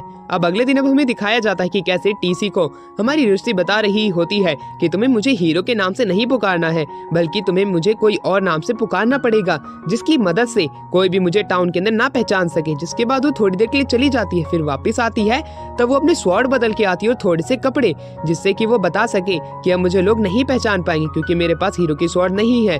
रास्ते से जाते हुए एक पुलिये पे एक नाइट उनसे पैसे की डिमांड करता है दूसरे टाउन में जाने के लिए, पर रूटी जो थी वो उसे एक मुक्का मारती है और उसे वो हवा में भेज देती है। हवा में जाते हुए वो सीधा पानी में जाके गिरता है और उसके जितने भी कपड़े थे वो सारे के सारे उसके शरीर से उतर जाते हैं और इसलिए रूटी वहाँ से चली जाती है। कुछ समय बाद वहाँ से हमारा रेड बाहर निकल के आता है उसी रास्ते से। रेड से वो पैसे मांगता है और कुछ कपड़े, पर वो जो रेड होता है वो भी उसके मुंह पे एक मुक्का मार देता है कि आखिरकार ये घूसखोर बंदा यहाँ पे कैसे आ गया। और उस मुक्के की वजह से तो उस नाइट की इज्जत ही उतर जाती है क्योंकि उसकी अंडरवियर भी नदी के अंदर बहती हुई चली जाती है। दूसरी तरफ रूटी जो होती है एक बड़े से मॉन्स्टर को हंट करके उनकी सिटी में लेके आ रही होती है जहाँ पे की रेड रहता है। गार्ड इतना बड़ा हंट देख के काफी ज्यादा हैरान था। टीसी भी खुद भी हैरान थी कि आखिरकार हमारा हीरो करना क्या चाहता है। रात के समय जब वो इधर उधर चक्कर लगा रही थी टीसी, तो उसी दौरान हमारा रेड भी चक्कर लगा रहा था। नाइट उसे एक ड्रिंक के लिए पूछता है जिसपे वो मान जाता है और नाइट के साथ जब ड्रिंक ले ही रहा था वहाँ पे टीसी आ जाती है। टीसी जो थी वो इसकी ताकत को पहचान जाती है इसके ऑरा से, तो दूसरी तरफ हमारा रेड भी पहचान जाता है कि जरूर कोई असैसिन होगी बड़े लेवल की। टीस अब वहाँ से इसके बारे में और भी चीजें पता लगाती है जैसे कि रेड आखिरकार है कौन, इसका काम क्या है और ये बाकी चीजें क्या करता है। ये सारी बातें वो रूटी को बताती है कि शायद से उनका यहाँ पे कोई पोटेंशियल एनिमी निकल सकता है जो कि रेड है, जिसके चर्चे मैंने बहुत सुने हैं, हमें उससे सतर्क रहना पड़ेगा। जिसके ऊपर रूटी कहती है तुम चिंता मत करो, हम उससे दूर ही रहेंगे, हम यहाँ पे अपना मिशन चुपचाप करने आए हैं और चुपचाप करके निकल जाएंगे। अगले दिन हमें दिखाया जाता है जहाँ पे रूटी जेल का इंस्पेक्शन कर रही थी क्योंकि वो उस अल्केमिस्ट को बाहर निकालना चाहती है जिसने की वो ड्रग्स बनाए थे, जिसकी मदद से हम अपनी एक सेकंड ब्लेसिंग को और अवेक कर सकते हैं। पर वो ये बात भी सोचने लग जाती है क्या सच में रेड उसे ये चीज करने के लिए हाँ कहता या नहीं कहता। वो काफी ज्यादा उदास थी, पर उसे यही बात याद आने लग जाती है कि कैसे उसका भाई उससे दूर हो गया। रात के समय रूटी जो थी वो अपने टीसी के साथ में जाती है, उस एल्केमिस्ट को वहां से बचा के दूसरी तरफ लेके आ जाती है। यानी कि वो एल्केमिस्ट से वो सारे डॉट्स बनवा के रहेगी जो कि उसने सोचे हैं, जिसकी मदद से वो अपनी पावर को कम कर सकती है। पर उसकी तबीयत बहुत ही ज्यादा खराब होती है, उसे हील करना बहुत ही ज्यादा जरूरी है। इसलिए वो यहाँ के सबसे बढ़िया हर्बलिस्ट या एल्केमिस्ट के पास जाना चाहती है जो कि उसे बहुत ही जल्दी ठीक कर दे, जिसकी मदद से हम अपने ड्रग्स के काम को और भी ज्यादा तेजी से चला सके। इसलिए वो ऐसे ही करते हुए रेड की शॉप में जाते हैं, जहाँ पे रेड को देख के उसकी सिस्टर रूटी की आंखें भर आती हैं और वो अपने भाई से पूछने लग जाती है कि आखिरकार वो यहाँ पे क्या कर रहा था। अपनी बहन को रोता हुआ देख के वो खुद हैरान था। गॉन उससे पूछना तो चाहता था कि आखिरकार ये है कौन, पर उसे भेज देता है। रूटी कहती है कहीं तुम्हारे दोस्त को बुरा तो नहीं लगेगा, जिसके ऊपर वो कहता है नहीं, उसे फैमिली मैटर्स में पढ़ने की आदत नहीं है। वैसे तुम लोग बताओ, तुम लोग यहाँ पे क्या करने के लिए आए हो? जिसके ऊपर रूटी कहती है मैं भी हीरोज की पार्टी छोड़ के आ गई हूँ, मैं अब तुम्हारे साथ यहाँ पे रहने के लिए आई हूँ। उसकी ये बात सुनकर खुद रेड भी काफी ज्यादा हैरान था। रेड उन्हें मना कर देता है, अगर वो उसे हीरो की टीम में ले जाने के लिए आई है तो वो नहीं जाएगा, क्योंकि एरिस ने उसे पहले ही वहां से हटा दिया था। अब वो वापस से उस जगह पे नहीं जाना चाहता है। जिसके ऊपर उसकी सिस्टर कहती है कोई बात नहीं, मैं तुम्हारे साथ यहीं पे रहूंगी। जब वो दोनों आपस में बात कर रहे थे, रूटी पूछे कि आखिरकार तुम्हारे साथ यहाँ पे कौन रहता है। वो कुछ नाम बताने ही वाला था कि उससे पहले वहाँ पे रेड्स आ जाती है। रेड्स को वहाँ पे आता हुआ देख के वो काफी ज्यादा हैरान थी कि आखिरकार ये यहाँ पे क्या कर रही है, जो कि किंगडम की सेकंड प्रिंसेस है। सेकंड प्रिंसेस इसके साथ कब से यहाँ पे रह रही है, यही सारी बातें उसके मन में खाई जा रही थी। पर जैसे ही रेड्स देखती है कि रूटी यानी कि हीरो पार्टी की हीरो यहाँ पे आ चुकी है, वो काफी ज्यादा हैरान थी। कुछ समय बाद रूटी बताती है कि आखिरकार वो यहाँ पे क्यों आई थी। वो यहाँ पे किसी को ढूंढने के लिए आई थी जो कि डीमन किंग को हराने में उनकी मदद कर सकता है। साथ में उसे उसका भाई भी मिल चुका है, तो उसके लिए तो सोने पे सुहागा वाली बात है। वहीं रेड्स को लग रहा था कि शायद से रेड उसके साथ में चला जाएगा, पर रेड उसे आश्वासन देते हुए कहता है कि मैं यहाँ से कहीं पे भी नहीं जाने वाला हूँ। तो दूसरी तरफ रूटी भी जो होती है वो भी उसे गले लगाते हुए कहती है कि वो भी अपने भाई के साथ यहीं पे रुकेगी। ये चीज रूटी को साथ में रेड्स को हैरान कर देने वाली थी। वहीं चलते हुए रूटी को एक स्ट्रोक पड़ता है, तो वो वही ड्रग्स ले लेती है। ये देखते हुए वहीं दूसरी तरफ एल्केमिस्ट को दिखाया जाता है, जिसे कि रूटी बताती है कि वो 7 हफ्ते के लिए यहीं रुकने वाली है। जिसपे वो एल्केमिस्ट गुस्सा हो जाता है, क्योंकि अगर गाँव के लोगों ने उसे ढूंढ लिया तो उसे ये जान से मार देंगे इस बार। पर दूसरी तरफ हमें टीसी को दिखाया जाता है, जो कि रूटी को कहती है कि अभी उस एल्केमिस्ट को एक बड़ी सी लेबोरेटरी चाहिए, जिसके लिए मैंने एल्विन फॉरेस्ट के बारे में सोचा है। जिसके ऊपर रूटी गुस्से में खड़ी होती है और धीरे धीरे खड़े होने के बाद में वो उसकी तरफ आगे बढ़ने लग जाती है, अपनी एक हाथ को आगे करते हुए। उसकी इस तरह की चाल को देख के टीसी को काफी ज्यादा गुस्सा आने लग जाता है। वो काफी ज्यादा घबरा जाती है, कहीं इसके पेट के साथ कुछ कर तो नहीं देगी। पर वो उसे माफी मांगने के लिए आगे आ रही थी, जिसपे टीसी समझ जाती है कि इसका इंटरेक्शन इतने सारे लोगों के साथ नहीं है कि ये बेसिक एटिक्यूड्स भी सीख सके, इसलिए इस तरह की वियर्ड हरकतें करती है। तो शायद से मुझे इसका दोस्त बन जाना चाहिए। ये उसे माफ करती है और इसे अपने पेट को सहलाने के लिए भी ऑफर करती है, क्योंकि वो समझ जाती है क्योंकि हीरो के ऊपर इतना बड़ा बोझ है कि वो अपनी नॉर्मल लाइफ को भी नहीं जी सकता है, इसलिए उसे हमेशा ऐसे ही रहना पड़ता है। वहीं दूसरी तरफ हमें दिखाया जाता है कि कैसे हमारी रूटी जो थी वो रेड की शॉप को संभालने लग जाती है। आने वाला हर एक ग्राहक उसके चेहरे को देख के भाग जाता है, क्योंकि उसके चेहरे पे कभी स्माइल ही नहीं होती है। अब रेड जो होता है वो रूटी को अपने साथ एक सोना में लेके जाता है, जहाँ पे वो आया करता था। सोना के बाद में वो उसे बाहर लेके आता है, जहाँ पे कि वो उसे बाहर की मार्केट भी घुमाना चाहता था। वो ये पूरा सोल्टन टाउन उसे दिखाना चाहता था। वो उससे कहता है कि तुम मेरी बहन हो और तुम मेरी हमेशा बहन ही रहोगी, चाहे तुम कितनी दूर ही चली जाओ। उसकी बात सुन के वो ब्लश करने लग जाती है, और जब वो उसके सर पे हाथ रखता है तब उसके इमोशन बदल जाते हैं। दूसरी तरफ हमें दिखाया जाता है कि कैसे एरिस को एल्बर्ट मिल चुका था। एल्बर्ट को सारी सच्चाई मालूम थी। वो उन्हें बताने लग जाता है कि एक डीमन है जो कि हमारे गॉड के साथ ही पूजा करता है। वो चाहता है कि वो रेडी से मिले और उसको वही डिमोनिक ब्लेसिंग वाली पिल्स दे दे, जिसे कि ड्रग भी कहा जाता है, जिसकी मदद से वो डीमन को हरा सके। अभी वो जोल्टन की तरफ गए हुए हैं। ये बात सुन के वो भी निकल पड़ते हैं, जहाँ पे कि हमें रीटू को दिखाया जाता है। रीटू जो थी वो अपने भाई के साथ रहने लग जाती है। काफी दिन बीत चुके थे। वहीं दूसरी तरफ अब जब उसकी सिस्टर अपने भाई से बातें कंप्लीट करती है तो अब बात ये छिड़ जाती है कि अब वो लोग नहाने जाएंगे, जिसके ऊपर उसकी बहन उसके साथ ही नहाने की बात करने लग जाती है। पर टीसी कहती है तुम चिंता मत करो, मैं तुम्हारा बाथ टब चेक करूंगी, मुझे इस चीज का रिव्यू देने में मजा आता है।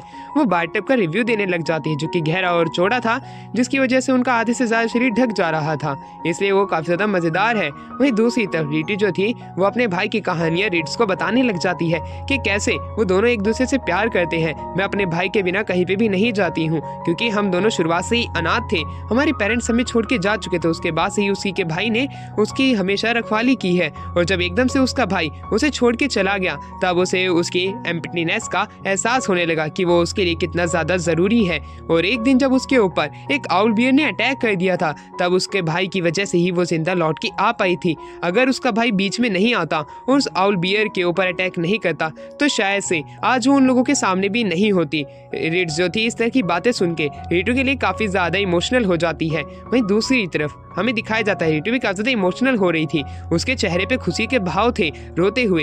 ये चीज देख के खुद डीसी भी हैरान हो गई थी कि कैसे इनके चेहरे पे एक्सप्रेशन आ रहे हैं। मैं इन्हें जरूर ठीक करके रहूंगी जैसे कि रिट्स ने रेड को किया था। वो इस बात का दृढ़ निश्चय बना लेती है। वहीं रिट्स जो थी वो भी रीटू की बात से काफी ज्यादा इम्प्रेस हो जाती है और वो कहती है मेरे से ज्यादा जरूरत तो रेड को इसकी है और इसको रेड की। और वहीं जो रीटू थी वो अपने भाई को गले से लगा लेती है उसी दिन और अपने भाई से वादा करती है कि वो उसे कभी भी अकेला नहीं छोड़ेगी। वहीं दूसरी तरफ टीसी जो थी वो रेड को सारी की सारी बातें बता देती है कि कैसे वो एक ड्रग का सेवन कर रही है जिसकी वजह से उसकी जो प्राइमरी पावर है वो कमजोर पड़ जाती है।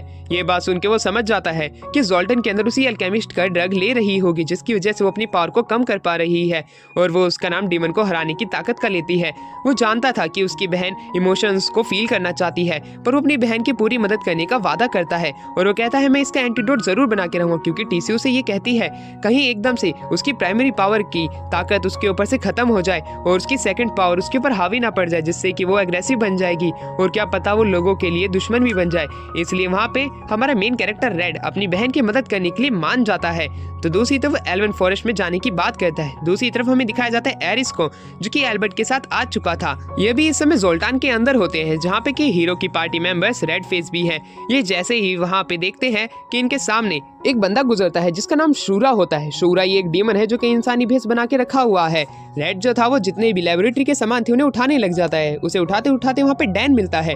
डैन का एक हाथ कटा हुआ था, वो इसकी कहानी बताने से मना करता है क्योंकि ये कहानी काफी ज्यादा लंबी है। वहीं दूसरी तरफ हमें दिखाया जाता है कि कैसे रेड जो था वो सारी की सारी बातें उगल देता है जो कि एरिस भी ये सारी बातें सुन लेता है कि कैसे वो उस ड्रग का इस्तेमाल कर रही है जैसे कि यहाँ के लोगों ने पहले किया था। उसकी मदद से वो अपनी प्राइमरी पावर को आसानी से ओवर पावर कर पा रही है और इमोशंस को फील कर पा रही है पर वो चीज उसके लिए काफी ज्यादा बुरी है। हमें उसके लिए एंटीडोट जल्द से जल्द ढूंढना पड़ेगा, हमें जोल्टान के पास जाना पड़ेगा। उसकी ये बात सुनकर डैन भी उसकी मदद करने के लिए मान जाता है क्योंकि आखिर में रीटू उसी की ही तो पार्टी मेंबर थी। वो उसे एज अ सिस्टर अपनी देखा करता था और एक ताकतवर योद्धा की तरह भी, तो उसका मदद करना रीटू की एक स्वाभाविक सी बात है। ये दोनों इस मिशन के लिए मान जाते हैं और दोनों इस मिशन के लिए निकलने के लिए तैयार हो ही रहे थे कि तभी रेड पूछता है कि तुम्हारे एक हाथ को क्या हुआ है, क्यों ना तुम मुझे बता दो। जिसके ऊपर डैन उसे ये चीज बताने से मना कर देता है क्योंकि एक बहुत ही ज्यादा लंबी कहानी है, वो फिर कभी टाइम में इसे बता देगा। उसके बाद सुनकर वो चले जाते हैं। वहीं दूसरी तरफ हमें एरिस को दिखाया जाता है जो कि एक इन के अंदर था। वहाँ पे डैन आता है। डैन के हाथ दोनों सुरक्षित थे। एरिस ये देख के काफी ज्यादा हैरान था पर दूसरी तरफ अब उसे भड़काने लग जाता है कि कैसे रीटू को पहले से पता था कि रेड यहाँ पे रह रहा है और वो यहाँ पे सिर्फ उससे मिलने के लिए आई है। वो तो एरिस तुम्हें बस अपनी टीम से निकालना चाहती थी, वो तुम्हारे सामने एक बगावत कर रही है, तुम डीमन किंग को ना हरा पाओ और तुम्हारा नाम फैल ना पाए। ये बात सुन के एरिस जो है वो रेड से बदला लेने के लिए और भी ज्यादा उतावला होने लग जाता है कि मैं रेड से जरूर बदला लेके रहूंगा। वो उसकी फार्मेसी की शॉप के ऊपर जाता है, उसको एक तरह से पूरे तरीके से तोड़ने की कोशिश करता है।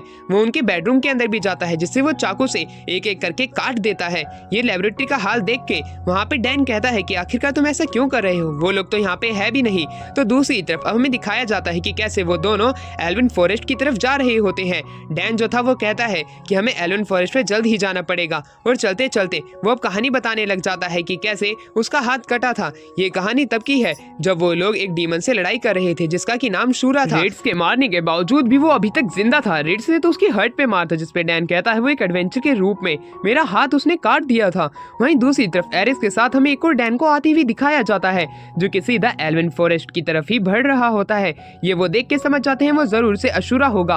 वो उसका पीछा करने लग जाते हैं जहाँ पे टीसी और रेड्स को भी दिखाया जाता है जो कि एल्विन फॉरेस्ट की तरफ ही जा रहे थे। जब उन्हें ये बात पता चलती है है कि डैन भी उसे मिला था रीड से। तब वो ये बात कंफर्म कर लेते हैं कि जिस किसी को भी वो मारता है या उसका हिस्सा खा जाता है वो उसी का जैसा रूप ले सकता है।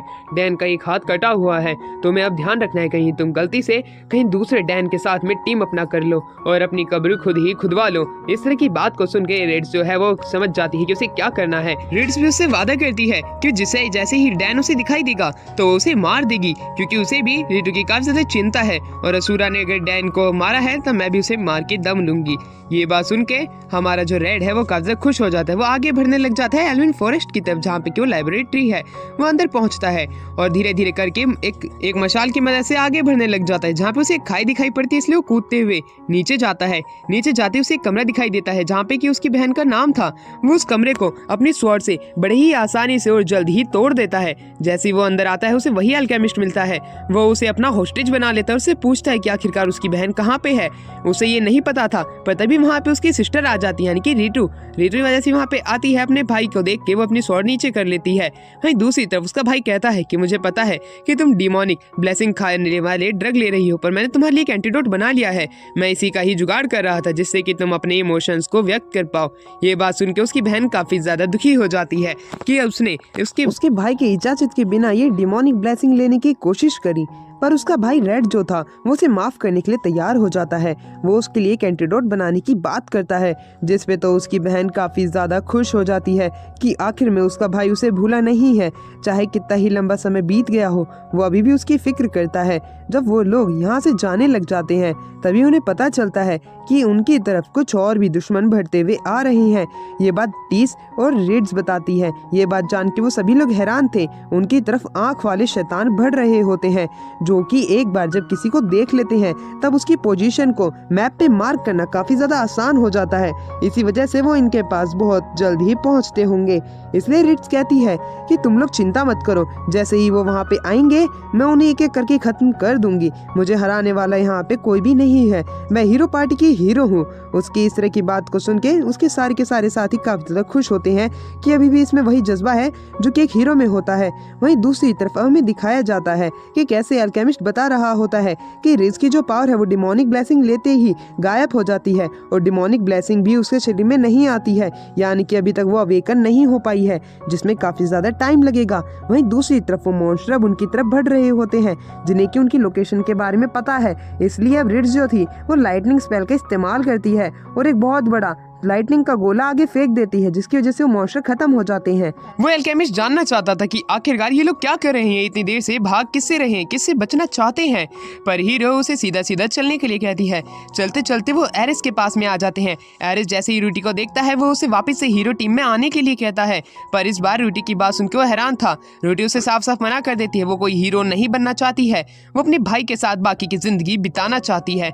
उसकी ये बात तो सुन के एरिस का दिमाग 7वें आसमान पे पहुंच जाता है। वो काफी ज्यादा गुस्सा हो चुका था, उसे समझ में नहीं आ रहा था कि वो क्या कर रहा है, इसलिए वो सबसे पहले रेड के ऊपर हमला कर देता है। रेड पीछे जाके गिरता है, इस वजह से रूटी भी उसके ऊपर अटैक कर देती है और रूटी का अटैक इतना ज्यादा खतरनाक था कि एरिस की आधी जान उसी समय वहां से चली जाती है। और वहीं रूटी कहती है, तुमने मेरे भाई को मारने की कोशिश तो की, पर मैं उसे हील करके वापस जिंदा कर दूंगी। वो ऐसा ही करती वो अपने भाई को हील कर देती है और उसके साथ वो वहां से निकल जाती है।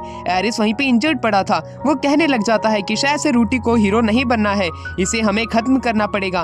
फिर तभी वहां पे वही असुरा डीमन आ जाता है जिसने कि डैन का रूप ले रखा होता है। वो जैसे अपने असली रूप में आता है वो सबसे पहले उसे एक हीलिंग पोशन पिला देता है, जिससे कि एरिस ठीक हो जाता है। एरिस चाहता था कि वो उसका साथ दे, जिसकी मदद से वो इस हीरो को इसकी स्वॉर्ड पकड़ा दे, जिसकी मदद से इसकी पावर इसके ऊपर काबू पा लेगी और ये डीमन को मारने में हमारा साथ देगा। इस तरह की बात को सुन के एरिस हैरान था, एरिस भी यही करना चाहता था। जब इन दोनों की सोच आपस में मिल जाती है तब ये लोग अपना मिशन पूरा करने के लिए निकल जाते हैं। एरिस सोचने लग जाता है कि कैसे जब वो पहली बार रूटी से मिला था उसे लगा था कि ये यही हीरो है जो कि इस दुनिया को बचाना चाहती है, मैं इसी का ही साथ दूंगा, जिंदगी भर इसी की ही सेवा करूंगा। पर ऐसा लग रहा है कि वो सब सिर्फ एक झूठ था, ऐसा कुछ नहीं होने वाला है। दूसरी तरफ अब हमें दिखाया जाता है कि कैसे रूटी टीसी और वहाँ पे रेड और रेड्स के पास में और बाकी लोग भी आ जाते हैं। वो सभी यही बात कर रहे थे कि कुछ एनिमीज अंडरग्राउंड जा रहे हैं, वो वहाँ पे कुछ ढूंढने के लिए जा रहे हैं। ये बात जब टीसी उन लोगों को बताती है, वो भी बड़ी ही जल्दी उस जगह के लिए निकलने का कंफर्म कर लेते हैं। टीसी बताती है कि वो पावरफुल लोग हैं, इसलिए हमें थोड़ा बच के जाना पड़ेगा। वहीं दूसरी तरफ वही अल्केमिस्ट जो था वो कहने लग जाता है, अगर तुम कहीं पे जा रहे हो तो मुझे बता के तो जाओ, पर उसे वापस से बिना बताए जाने लगते हैं, इसलिए उनका पीछा करता है। उसी दौरान हमें दिखाया जाता है कि कैसे वहाँ पे हीरो की टीम की एक और लड़की आ जाती है जो कि डैन से कहती है, तुम हमें बीच में रास्ते में मत आओ, हम चाहते हैं कि रूटी हमारी मदद करे इन डीमन किंग को हराने के लिए, क्योंकि डीमन किंग की वजह से काफी सारे आम इंसान लोग मारे गए हैं। हीरो टीम की पार्टी मेंबर यही चाहती थी, जो कि वो वहाँ पे आ चुकी थी। वो एरिस के साथ में मिल चुकी थी क्योंकि वो भी हीरो को अपने साथ ले जाना चाहती है, पर तभी वहाँ पे डैन आ जाता है। जैसे ही दूसरा डैन उस वेपन को उठाता है और शूरा के पास फेंकता है, उसका हाथ सुन पड़ जाता है, क्योंकि वो जो स्वॉर्ड थी वो फर्स्ट हीरो की स्वॉर्ड थी, जो कि वाकई में काफी ज्यादा पावरफुल है। इस तरह की स्वॉर्ड को तो देख के सभी लोग हैरान थे कि इसे हीरो की स्वॉर्ड मिल गई, अब हमारे लिए शायद ऐसे मुश्किलात बढ़ सकती है। वहीं दूसरी तरफ डैन के उल्टे पंचेस भी काफी ज्यादा ताकतवर थे। डैन कहता है शूरा को कि जब शूरा ने उसका सीधा हाथ काटा तब उसने उल्टे हाथ से ट्रेनिंग करना शुरू कर दिया, और शायद से वो उसके लिए कर्स नहीं बल्कि एक वरदान के रूप में बाहर निकल के आए, क्योंकि उल्टे पंचेस उसके और भी ज्यादा ताकतवर है सीधे हाथ के मुकाबले। इसी वजह से शूरा इससे काफी ज्यादा गुस्सा हो जाता है। अब वहीं पे हमें दिखाया जाता है, एरिस कहता है डैन को पिछली बार मारना भी काफी ज्यादा मुश्किल था, अब मैं इसे कैसे हराऊंगा। फिर भी वो कहता है तुम हम दोनों से फाइट करोगे तो हार जाओगे, क्यों ना तुम पहले ही मेरी टीम में आ जाओ। जिसके ऊपर वो कहता है कि मैं तुम्हें रीटू के साथ भी कुछ भी नहीं करने दूंगा, पर वो लाइटनिंग शॉक से उसके छाती के अंदर अपनी स्वॉर्ड घुसा देता है शूरा, जिसकी वजह से उसके गट्स ब्लास्ट हो जाते हैं। पर तब भी वो खड़ा था अपने दोनों पांवों पे, वो उनसे और भी फाइट करना चाहता था। तभी हमें दिखाया जाता है कि वहाँ पे वो डीमन अपनी असली फॉर्म में आ जाता है, जिसे कि शूरा कहते हैं, जिसके 6 हाथ होते हैं। तब भी वो हमारे डैन से नहीं जीत पा रहा होता है। डैन उसके हाथ की एक एक स्वॉर्ड को तोड़ देता है, पर वहीं शूरा के पास में पाँव में एक और स्वॉर्ड होती है, जिसकी मदद से वो डैन को बड़ी आसानी से हरा देता है। डैन बेहोश हो चुका था, एरिस को उसके लिए बुरा भी नहीं लग रहा था। वो कहता है कि मैंने जब से रेड को धोखा दिया है बाकी लोगों से मुझे ज्यादा फर्क नहीं पड़ता है। रेड को धोखा देने की एक ही वजह थी, अगर वो इस पार्टी से चला जाता तो वो हीरो का राइट हैंड कहलाता और वो भी एक फेमस हीरो बन चुका होता, पर उसकी वजह से सब कुछ ये खराब गया। अब हमारा सीन शिफ्ट होता है जहाँ पे कि हमें दिखाया जाता है कि कैसे एरिस और शूरा जो होते हैं इस लेबोरेटरी के सबसे ग्राउंड लेवल पे आ जाते हैं, जिससे कि वे क्रिस्टल की मदद से खोलते हैं।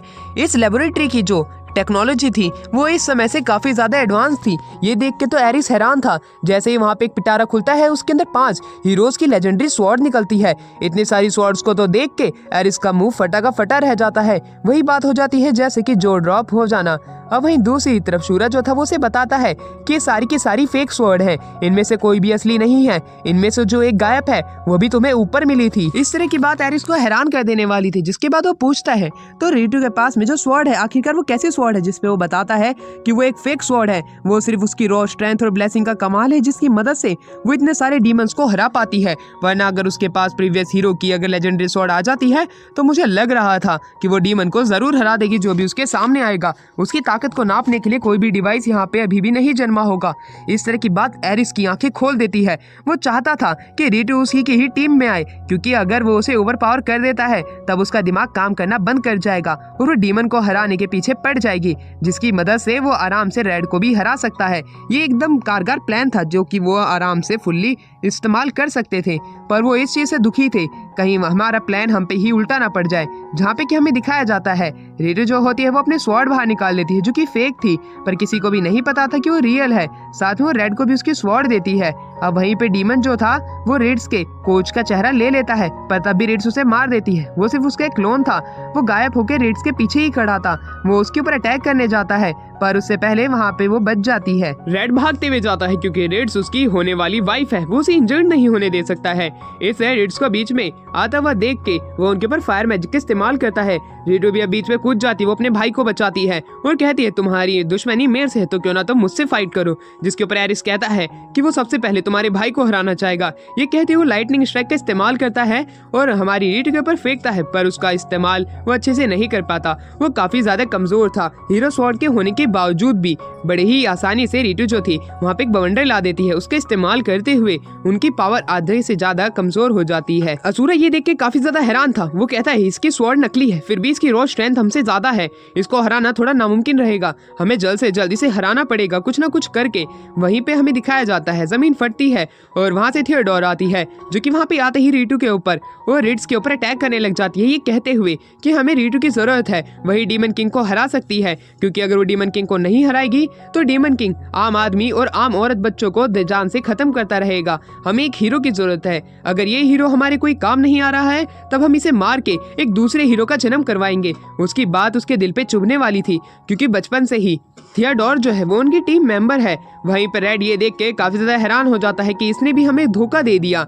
वहीं दूसरी तरफ अब हमें दिखाया जाता है कि कैसे अब रीटू की टीम जो थी वो धीरे धीरे करके ओवर पावर होने लग जाती है, ज्यादा नंबरिंग के होने के बावजूद भी, क्योंकि वो लोग वाकई में कब से ज्यादा कमजोर थे। क्योंकि जब से थियोडोर उनकी टीम में गई है और साथ में शूरा, इनसे निपटने के लिए तो अकेला रीटू को बीच में जाना पड़ रहा था और बाकियों को रिट्स का हराना उसके लिए नामुमकिन साबित हो रहा था। टीसी भी थोड़ी कमजोर थी। वहीं शूरा कहने लग जाता है कि हमें इन्हें मारना पड़ेगा, इसके बाद ही हम न्यू हीरो को बॉर्न करा सकते हैं और डीमन किंग को मार सकते हैं। शूरा इनकी मदद इसलिए करना चाहता है क्योंकि गॉड्स का गेम है। वहीं दूसरी तरफ रेड जो था वो थियोडोर से कहने लग जाता है कि हर किसी की ब्लेसिंग उसकी मर्जी से काम करेगी, अगर यहाँ पे रीटू बचाना चाहेगी लोगों को तो बचाएगी, वरना वो नहीं बचाएगी। उसकी ये बात सुन के उसके ऊपर एक बहुत बड़ा सा स्टोन फेंक देते हैं, पर उससे रीटू जो थी वो अपने भाई को बचा लेती है, पर थियोडोर उसके ऊपर बार बार अटैक करने लग जाती है। शूरा भी उसका फायदा उठाता है और रीटू पे वार करना शुरू कर देता है। उसकी स्वॉर्ड भी टूट जाती है। इस प्रकार से वो जमीन के नीचे पड़ी चुकी थी। वहीं दूसरी तरफ एरिस जो था वो रेड से फाइट करना चाहता था, पर दूसरी तरफ उसे लग रहा था रेड भी हार चुका है, इसलिए वो टीसी को कहता है आखिरकार तुम इनके टीम में क्यों हो, अगर तुम मेरी टीम में आ जाती हो तो मैं शायद से तुम्हें जिंदा छोड़ दूंगा। पर वो उनकी टीम में नहीं जाना चाहती थी, वो उनसे फाइट करना चाहती थी, क्योंकि उसकी इकलौती फ्रेंड जो कि हीरो थी जिसका नाम रीतू था, उसने उसको मारने की कोशिश की है और हमसे गद्दारी करने की कोशिश की है। एक टीम में होते ही एरिस को गुस्सा आने लग जाता है कि आखिरकार वो क्या बोल रही है, वो उसे गद्दार बोलना चाह रही है, बल्कि वो तो इंसानों की जान बचाना चाहता है। पर दूसरी तरफ हमें उसी अल्केमिस्ट को दिखाते हैं जो कि उन्हें बचाने की कोशिश करता है स्मोक से, पर उससे पहले एरिस उसे अपने एरो से वहीं खत्म कर देता है। टीसी ये देख के और भी ज्यादा टूट जाती है कि उसके साथी एक एक करके उसके सामने मर रहे हैं। वहीं दूसरी तरफ रिज को और हमें रेड को दिखाया जाता है। उन्हें बचाने के लिए डैन अपने सबसे पावरफुल मार्शल आर्ट का इस्तेमाल करता है, क्योंकि वो एक लिफ्ट में बंद थे और वो ग्राउंड फ्लोर पे गिरे जा रहे थे, इसलिए वो अपनी मार्शल आर्ट टेक्निक का इस्तेमाल करता है और उसकी मदद से वो उन दोनों को बचाने की अपनी पूरी कोशिश करता है। उसके मार्शल आर्ट वाकई में इतने ज्यादा ताकतवर होते हैं कि वो उनकी जान बड़ी ही आसानी से बचा लेता है और उन्हें ऊपर भेज देता है। एरिस ये देख के काफी ज्यादा हैरान था। वो अपने लाइटनिंग मैजिक से अटैक भी करता है, पर उसका अटैक हमारे रेड के ऊपर कुछ भी असर नहीं आता है, क्योंकि वो सारा अटैक अपने ऊपर हमारी रिड्स ने ले लिया था। और चीज का फायदा उठाते हुए हमारा मेन कैरेक्टर रेड जो था वो उसके ऊपर अटैक करने जाता है एरिस के ऊपर। एरिस पागल हो चुका था, वो अपनी पावर का इस्तेमाल करने ही वाला था कि टीसी के स्ट्रिंग की मदद से वो उसके हैंड को रोक लेती है, पर बड़ी ही जल्दी रेड जो था वो एरिस को वहीं पे खत्म कर देता है। जैसे ही एरिस खत्म होता है ऊपर का मामला शांत हो चुका था, क्योंकि एरिस मरते हुए अपनी माफी मांगता है क्योंकि उसने शायद से रेड को कम आंका था। वहीं दूसरी तरफ हमारा सीन शिफ्ट होता है जहाँ पे कि हमें शूरा को दिखाया जाता है। शूरा की एरिस तारीफ कर रहा होता है, तो दूसरी तरफ टीसी भी मारी जा चुकी थी। अब हमें दिखाया जाता है कि कैसे रीटू जो थी वो अब शूरा से फाइट करने के लिए नीचे आ चुकी थी। शूरा कहता है कि तुम कमजोर पड़ चुकी हो, तुम मुझसे नहीं जीतने वाली हो। ये कहने के बाद वो सारी लेजेंडरी स्वॉर्ड का इस्तेमाल करता है, पर दूसरी तरफ रीटू जो थी वो अपनी टूटी हुई लेजेंडरी स्वॉर्ड का इस्तेमाल करते हुए अपनी फुल फिजिकल एनर्जी के पोटेंशियल तक जाते हुए उससे फाइट करना शुरू कर देती है। दोनों की फाइट इतनी ज्यादा तेज थी कि हमारी स्क्रीन पे दिखना नामुमकिन सा हो जा रहा था। उनको एक दूसरे के अटैक समझना काफी ज्यादा मुश्किल पड़ रहे थे। इसी वजह से शूरा के पास अब यहाँ पे एक डिसएडवांटेजेस था कि उसकी ब्रोक लेसनर जैसी बॉडी तेज नहीं चल सकती थी, पर उसका एंड्योरेंस काफी ज्यादा था। इस वजह से रेड्स का अटैक उसके ऊपर इतना जल्दी काम नहीं आ रहा था, पर रेड्स उसकी स्वॉर्ड को बड़ी आसानी से तोड़ दे रही थी। वो एक एक करके उसे मारने लग जाती है। अब शूरा को जब लगने लग जाता है कि वो हारने वाला है, वो सारी की सारी स्वॉर्ड की पावर उसे देने के बारे में सोचने लग जाता है, क्योंकि उसकी मदद से ही इसकी जो पावर है इसके ऊपर फुल कंट्रोल पा लेगी और इसके शरीर पे इसकी ताकत का कब्जा हो जाएगा। दूसरी तरफ हमें दिखाया जाता है थियोडोर को, जिसे कि हमारा रेड बचा लेता है, क्योंकि वो उसकी बचपन की दोस्ती। बेशक से उसने उसकी जान लेने की कोशिश करी, पर दूसरी तरफ अब हमें दिखाया जाता है कि वहाँ पे रूटी आ जाती है। रूटी जैसे ही वहाँ पे आती है, उसकी आंखों में किसी तरह का इमोशन नहीं था। ये देखने के बाद में हमारा रेड काफी ज्यादा हैरान था। वो एकदम से उसके ऊपर अपना अटैक लॉन्च करती है, पर टीसी बीच में आके अपनी जान कुर्बान कर देती है। यानी कि पिछले अटैक से वो जिंदा थी। वो माफी मांगती है टीसी से कि वो उसे नहीं बचा पाई, ना उसके इमोशन उसके सामने ला पाई। ये कहते हुए वो अपना जीवन दान वहीं पे त्याग देती है रेड को बचाते हुए। रेड कहता है इसके ऊपर पावर हावी हो चुकी है, हमें जल्द से जल्द इसे रोकना होगा। और इसी के साथ हमारा ये वाला सीजन यहीं पे एंड होता है। अगर जिस किसी को भी इसका सीजन 2 देखना है, तब हमारी इस वीडियो के ऊपर 5K का लाइक टारगेट और 5K का सब्सक्राइबर टारगेट जल्द से जल्द पूरा करा देना।